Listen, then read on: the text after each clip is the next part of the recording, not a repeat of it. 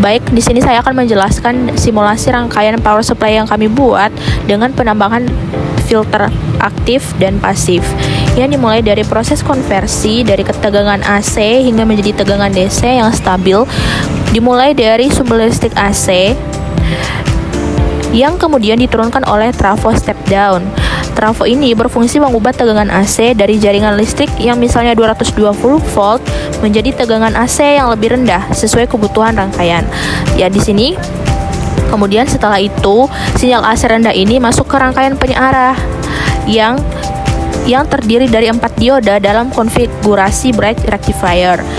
Di sini sinyal AC diubah menjadi sinyal DC searah, namun masih memiliki gelombang atau ripple. Nah, untuk mengulangi ripple ini, sinyal kemudian dilewatkan ke filter pasif berupa kapasitor elektrolit yang berfungsi menyimpan dan melepaskan muatan untuk meratakan tegangan, menghasilkan sinyal DC yang lebih halus.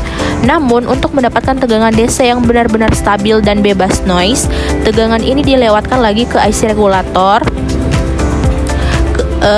IC regulator 7809 yang menjaga tegangan tetap konstan di 9 volt. Setelah itu, sinyal DC ini masuk ke rangkaian filter aktif berbasis op-amp LM358 yang bekerja sebagai low pass filter.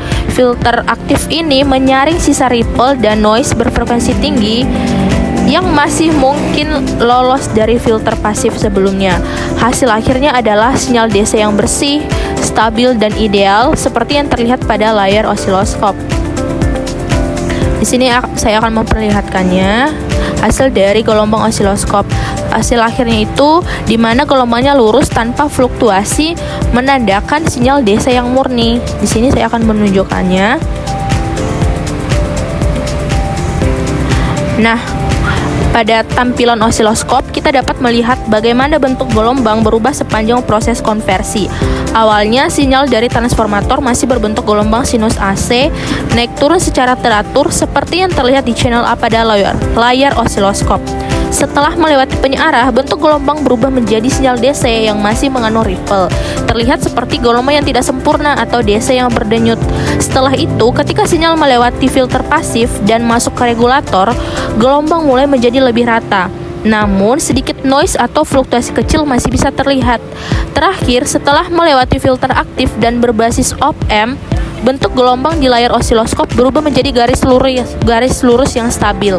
Ini menunjukkan bahwa sinyal tersebut telah menjadi tegangan DC yang murni tanpa gangguan gelombang AC lagi. Garis lurus tersebut menandakan tidak adanya perubahan tegangan terhadap waktu, yang merupakan ciri khas dari sinyal DC yang ideal dan bersih.